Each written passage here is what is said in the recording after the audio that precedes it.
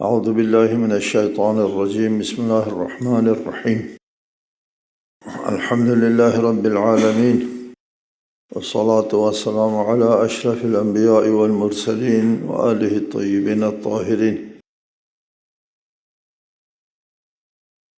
اعوذ باللہ من الشیطان الرجیم ان کانت الا صیحة واحدة فاذا هم جمیع لدینا محضرون. سورہ یاسین آیت 53. وہ تو صرف ایک چیخ ہوگی پھر سب کے سب ہمارے سامنے حاضر کیے جائیں گے.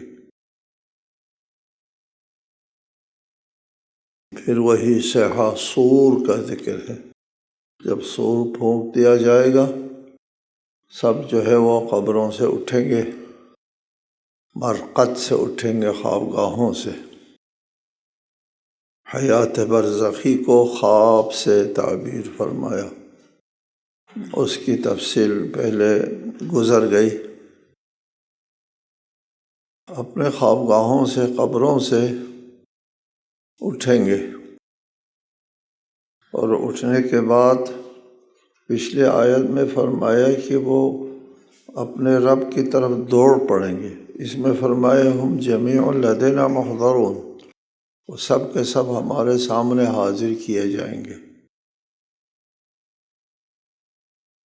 قبروں سے اٹھ کر دوبارہ زندہ ہو کر اللہ تعالیٰ کی بارگاہ میں حاضر ہو رہے ہیں. لدینا، ہمارے پاس.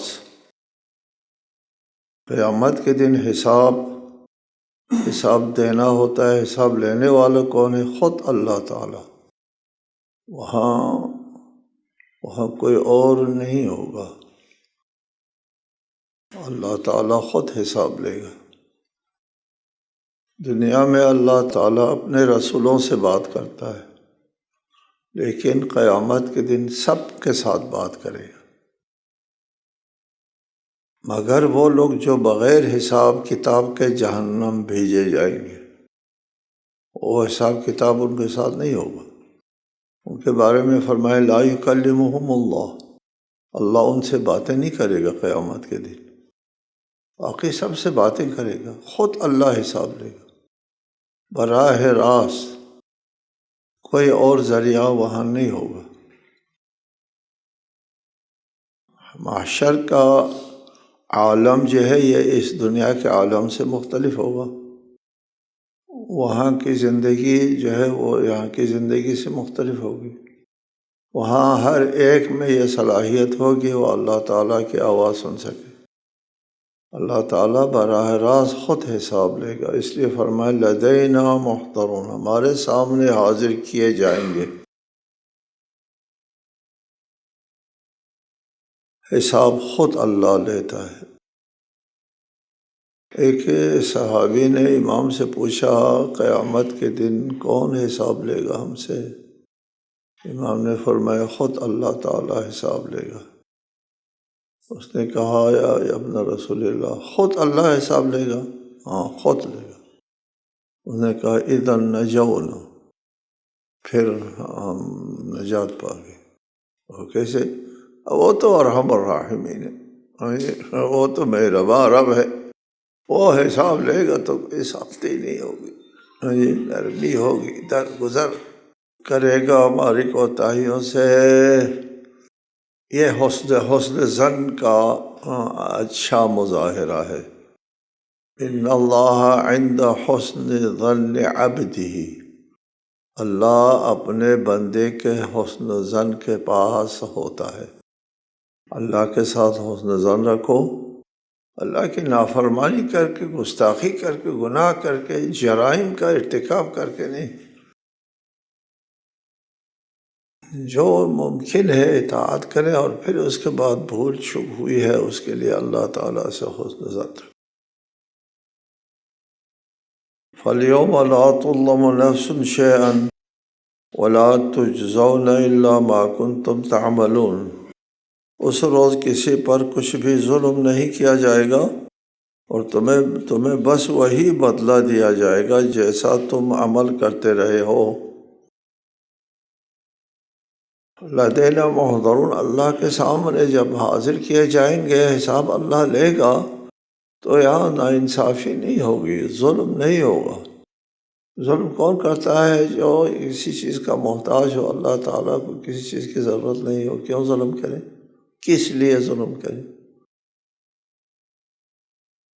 ایک تو اللہ کو ضرورت نہیں، حاجت نہیں ہے، ثانیاً اللہ ارحم الراحمین ہے، بہت مہربان ذات ہے، وہ ظلم کیوں کرے؟ اللہ عدل و انصاف سے کام لے گا۔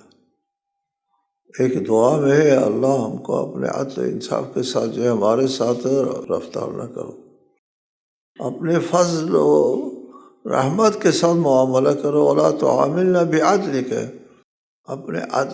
ہم تیرے عدل و انصاف کے متحمل نہیں، ہم گناہ گار ہیں اور ہم مجرم ہیں، اور عدل و انصاف مجرم کے حق میں نہیں ہوتا، عدل و انصاف مظلوم کے حق میں ہوتا ہے، اور عدل و انصاف مجرم کے حق میں نہیں ہوتا۔ عدالت میں تو مجرم کو سزا بھگتنا پڑتا ہے۔ وہ اللہ ارحم الراحمین ہے، کیوں ظلم کرے کسی کے ساتھ؟ اللہ ظلم نہیں کرے گا۔ پھر کیا ہوگا؟ وَلَا تُجْزَوْنَ إِلَّا مَا كُنْتُمْ تَعْمَلُونَ، تمہیں بس وہی بدلہ دیا جائے گا جیسا تم عمل کرتے رہے ہو،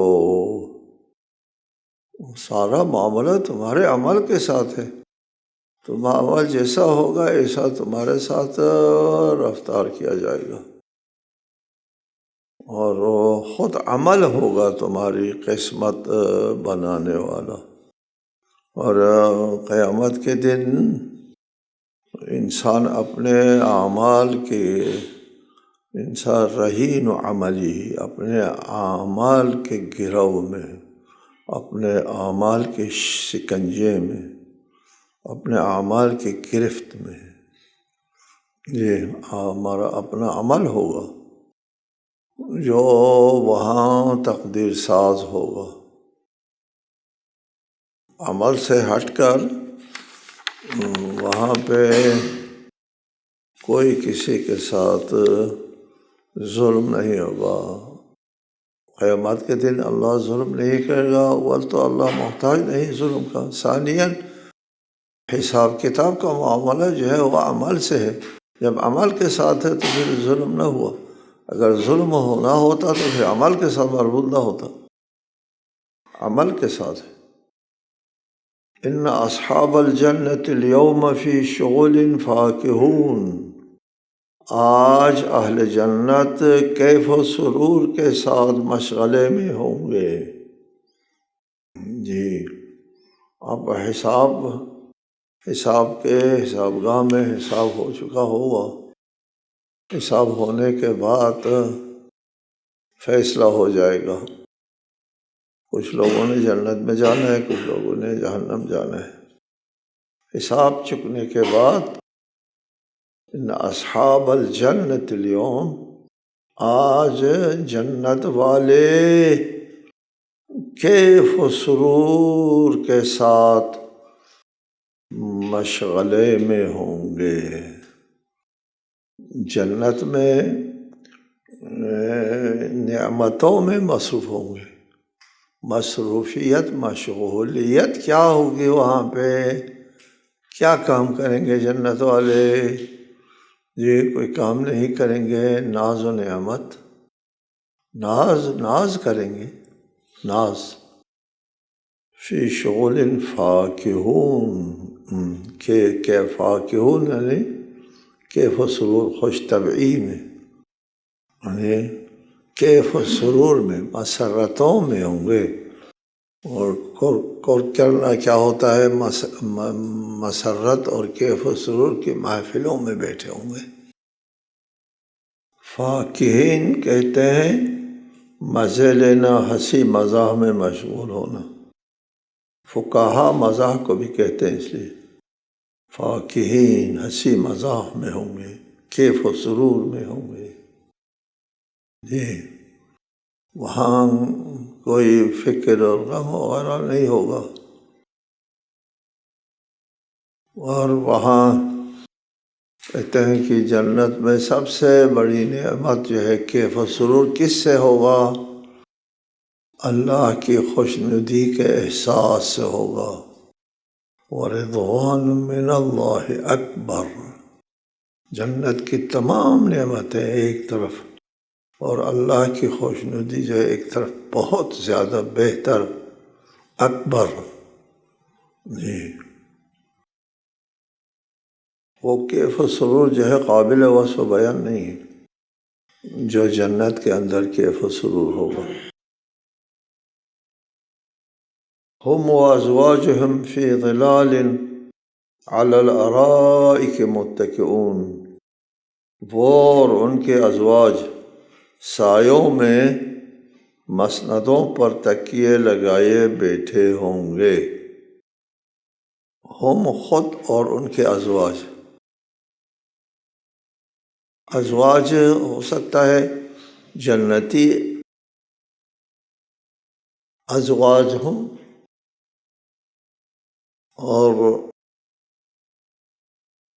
دنیا میں جو ازواج ہیں ہو سکتا ہے کہ اگر وہ بھی نیک ہیں تو دنیا کے ازواج بھی قیامت کے دن حور العین کی جو اوصاف بیان ہے اسی شکل و نسل میں حور العین کے ساتھ جو ہے اپنی شوہروں کے ساتھ زندگی کریں گے۔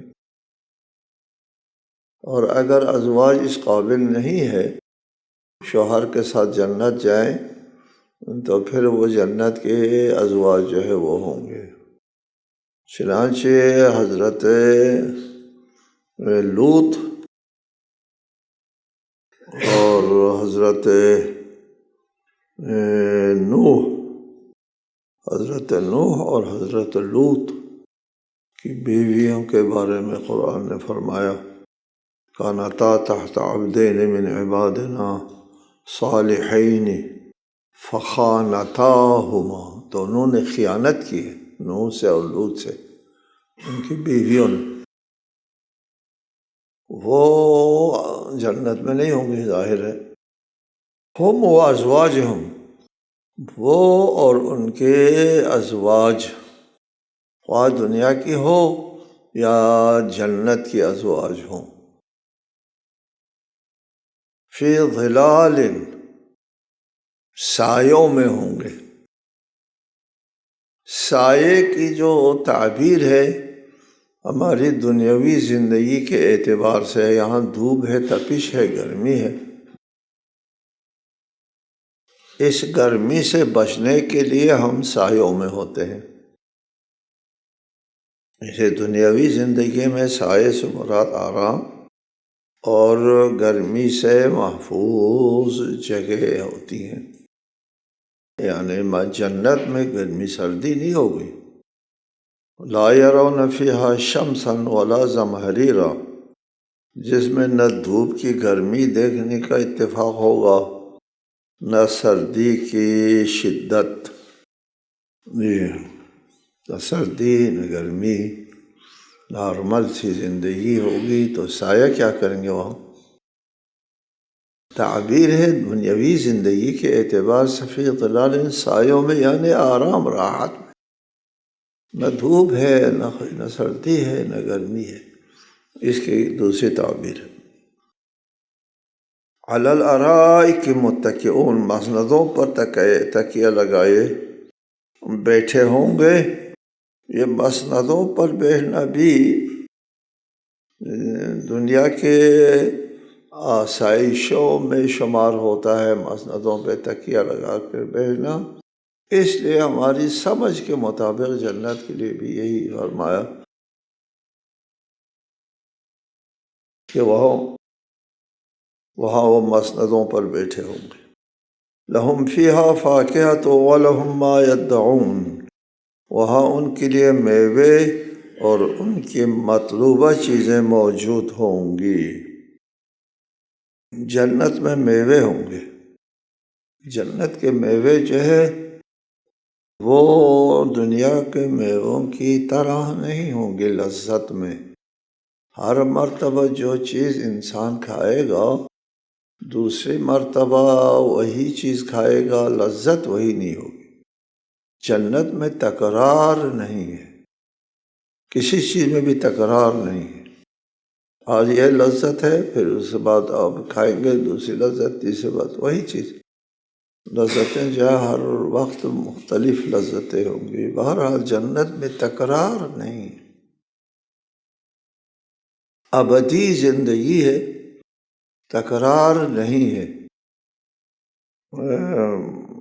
جب ان کے لیے جو پھل میوے اقسام کی چیزیں جو دے دی جاتی ہے تو اتو بھی متشابہ، اور ملتا جلتا دیا گیا، متشابہ دیا، حقیقتاً وہی چیز نہیں ہے، وہاں تکرار نہیں ہے، اور لذت ہے اور مزہ ہے۔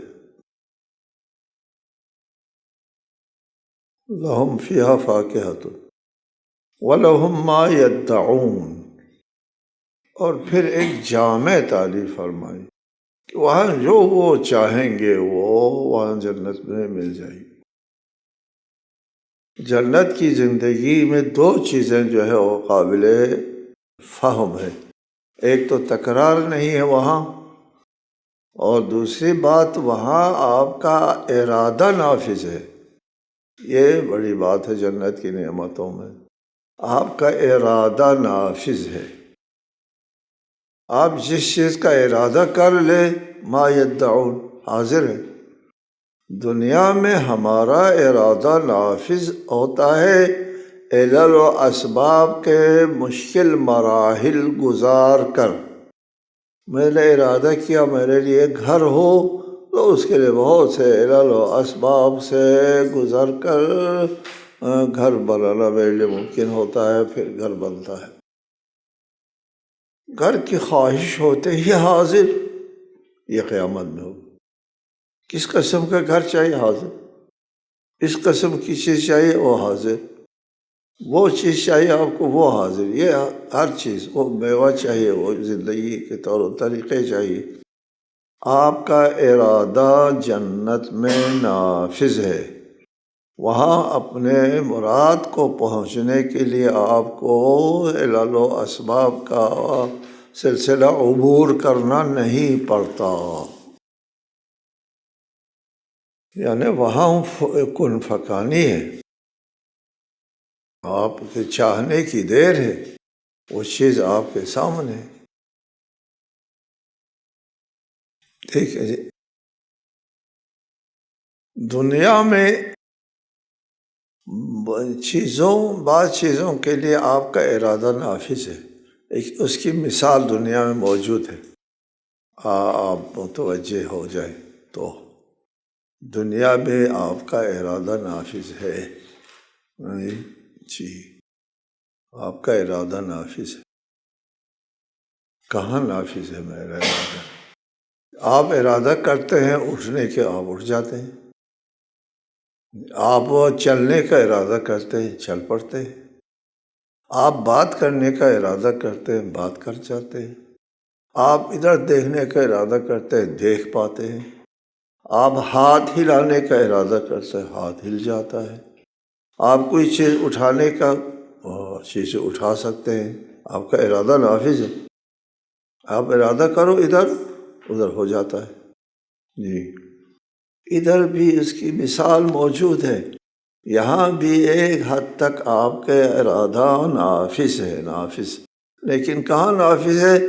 آپ کے کشور تن پر نافذ ہے، اپنے جسم کے اعضاء و جوارح کے اوپر آپ کا ارادہ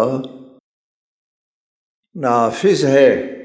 وہ ارادہ نافذ ہے، اس طرح نافذ ہے کہ آپ کا ارادہ ہوتا ہے دماغ میں، دماغ سے آپ ارادہ کرتے ہیں، جیسا آپ نے ارادہ کیا، اور آپ کے ارادے کو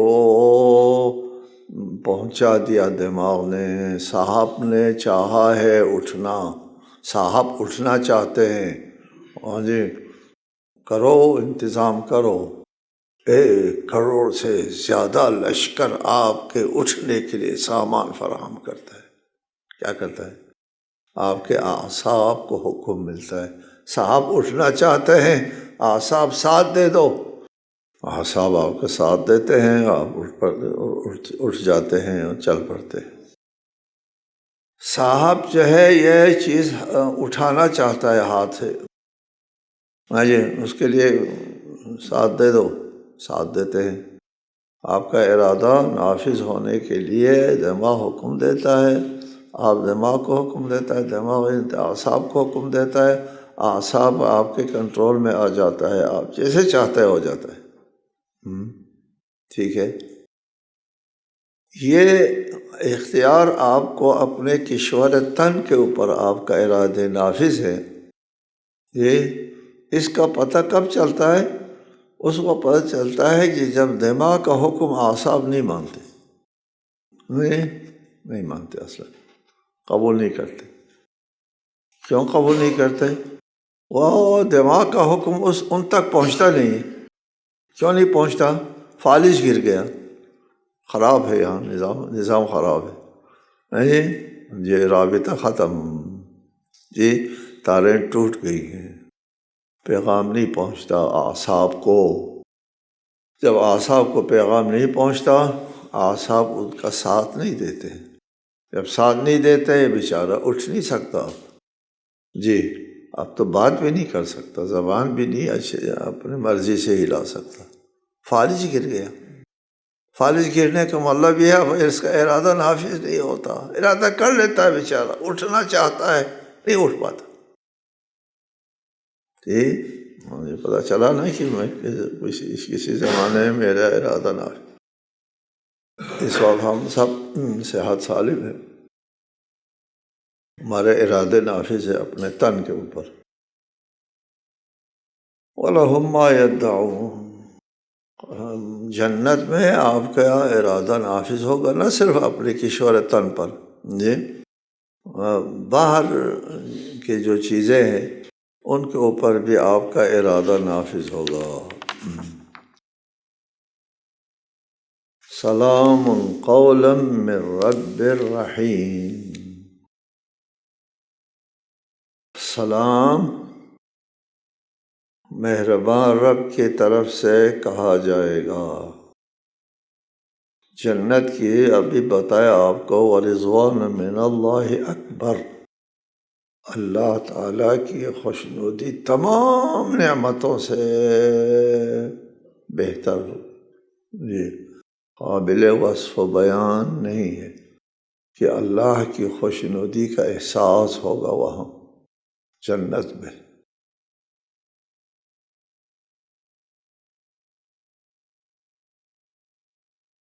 رب کی خوشنودی کا احساس آپ کے لیے سب سے بڑی نعمت ہوگی۔ یہ بات سمجھ میں شاید نہ آئے، اس کا درک نہ کرے ہمارا ذہن۔ ہم ایک دنیاوی مثال دیتے ہیں کہ آپ کو وقت کا بادشاہ، شہنشاہ یہ محفل میں بلاتا ہے، اپنے پاس اپنے تخت پر بٹھاتا ہے،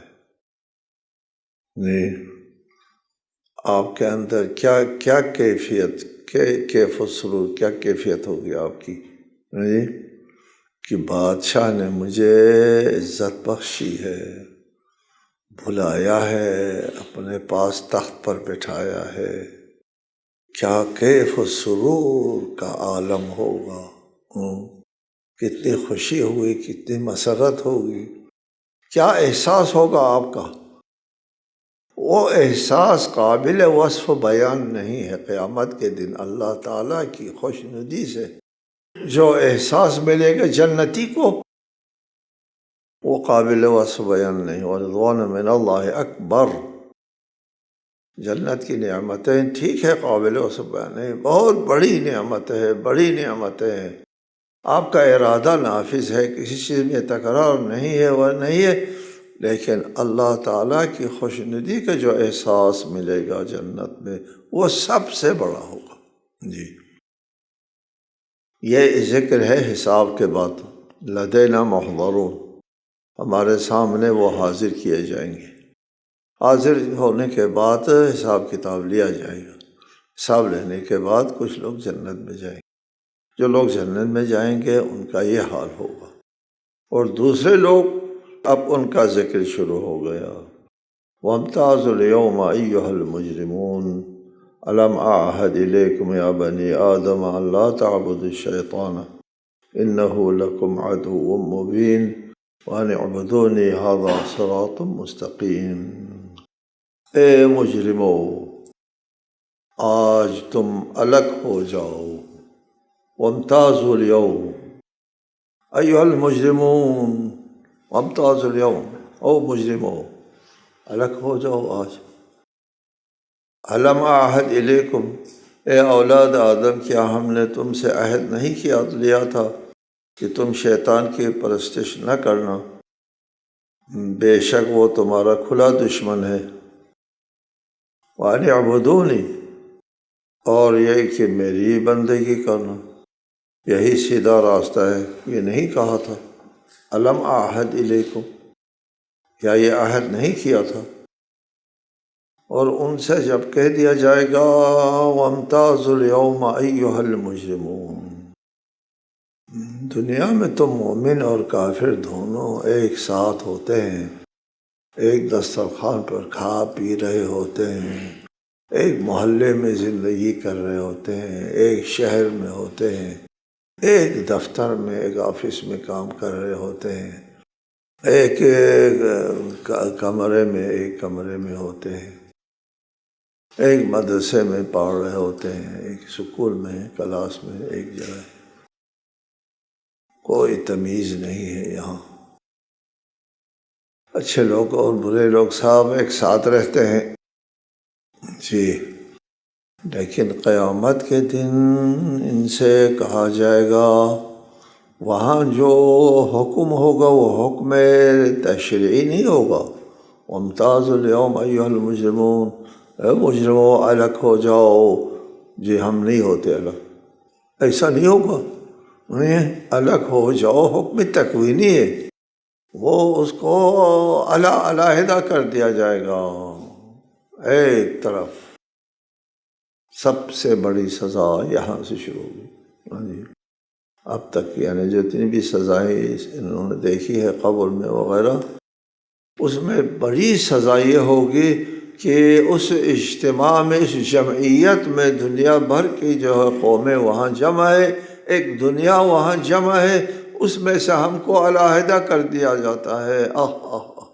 یہ ایھا المجرمون کہہ کر، او مجرمو الگ ہو جاؤ، یہ آواز جیسے آتی ہے اور مجرموں کو الگ ہونا پڑتا ہے، یہاں سے بہت بڑا عذاب شروع ہو جائے گا۔ اعاذنا اللہ من ذلک۔ باقی آئندہ انشاءاللہ۔